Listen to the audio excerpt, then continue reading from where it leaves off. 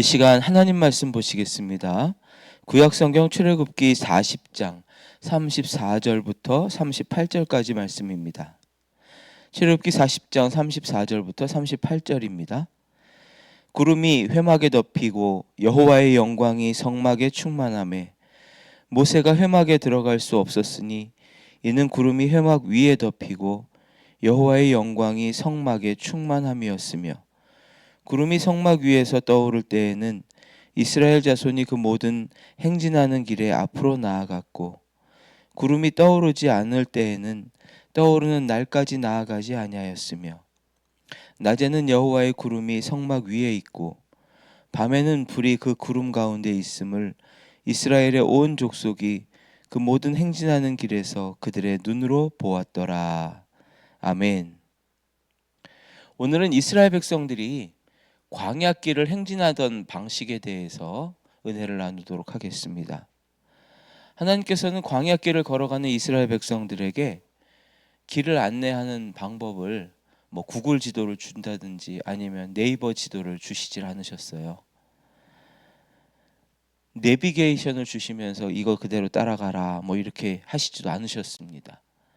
하나님은 구름을 이스라엘 백성들에게 주셨습니다. 구름 보고 따라가라고 하셨습니다. 여러분, 지도는 그냥 내가 잘 판단해서 코스를 정하고 내가 찾아가면 돼요. 그러나 구름은 내가 뭔가 방향을 정할 수가 없죠. 그저 계속 바라보고만 있어야 됩니다. 구름이 어떻게 움직이는지를 보고 따라가야만 하는 그래야만 이동할 수가 있는 것이죠. 근데 이것이 바로 또 기독교적인 삶의 핵심이기도 합니다. 내 계획을, 내 생각을 의지하는 게 아니라 오직 하나님의 임재, 하나님의 인도하심을 의지하는 것이죠. 36절 보면 구름이 성막 위에서 떠오를 때에는 이스라엘 자손이 그 모든 행진하는 길에 앞으로 나아갔고 구름이 떠오르지 않을 때에는 떠오르는 날까지 나아가지 아니하였으며. 아멘. 여기서 중요한 단어는 나아갔고와 나아가지 아니하였고 있습니다. 이스라엘 백성들은 철저하게 구름을 보고 나아가든지 아니면 나아가지 않든지 했습니다. 구름이 성막 위에서 떠오르면 이제 출발이구나, 그렇게 생각하고 이제 짐을 부랴부랴 싸야 돼요. 그래서 장막을 걷고 해서 출발하는 것입니다. 그러나 구름이 떠오르지 않고 계속 성막 위에 머물러 있으면 절대로 움직이지 않았습니다. 하나님의 인도하심에 철저하게 순종했다는 것이죠. 여러분, 사실 이 이스라엘 백성들에게는 광야라고 하는 이 장소는 어떻게 해서든 빨리 통과하고 싶은 그런 장소였을 거예요. 어차피 최종 목적지는 정해져 있습니다.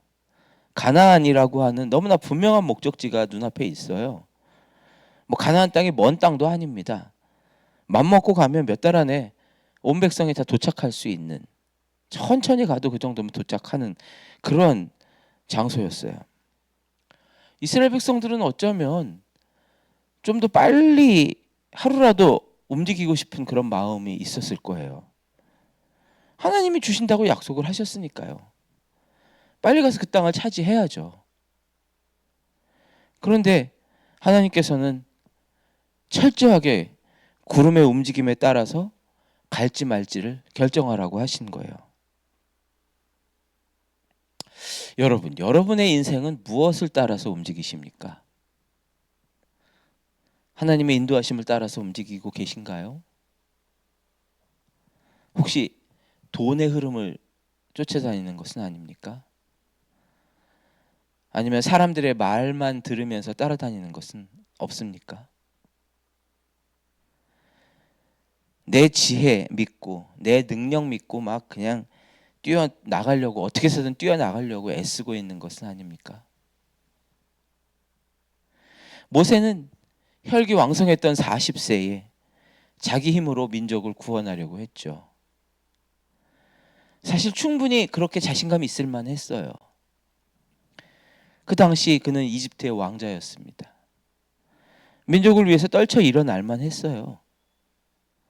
그런데 결과는 자신이 예상한 것과 정반대로 흘러갔죠. 한순간에 살인자가 됐어요.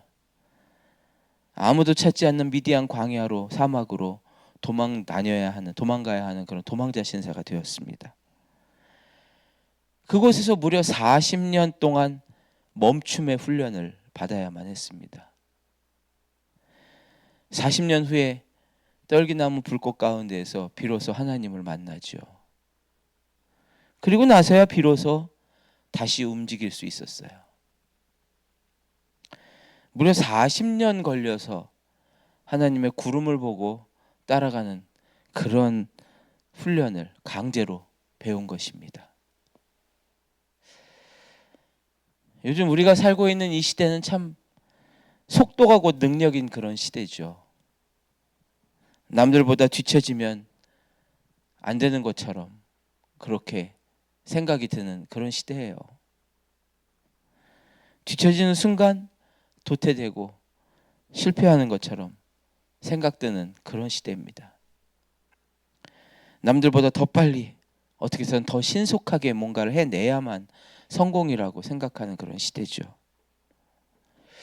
그런데 참 신앙은 속도가 아니거든요. 방향입니다. 방향. 신앙은 뭔가 빠르게 뭔가를 막 이룬다고 해서 하나님이 기뻐하시는 게 아니에요. 오히려 하나님 뜻에 방향을 맞추어가는 게 제일 중요합니다. 더 나아가서 신앙은 하나님과 동행하는 거예요. 하나님께서 우리의 삶의 구름을 멈추게 하신다? 그러면 우리는 애쓰지 말고 정지해야 합니다. 하나님이 나를 도태시키려고 그러신 게 아니라, 고립시키려고 그렇게 멈추게 하시는 게 아니라, 지금 내 내면을 다시 다듬으시고 단단하게 빚으려고 하신다는 사실을 믿어야 돼요. 그리고 거룩하게 정지하고 있어야 하는 것입니다. 때가 되어서 구름이 뜨고 환경이 열리면 출발하게 하시면 또 담대하게 하나님 약속 믿고 달려나가십시오. 하나님의 구름이 움직이지도 않는데 내 열정으로 막 뭔가를 움직이려고 하는 것은, 그것은 하나님을 위한 일이 아니라 그저 내 자기 만족일 뿐이죠. 여러분 인생의 구름 지금 어떤 상태입니까? 멈춰 있나요? 아니면 움직이고 있나요? 거룩한 멈춤을 해야 되는 그런 시기이신가요? 아니면 짐 싸서 출발해야 될 비전의 때인가요?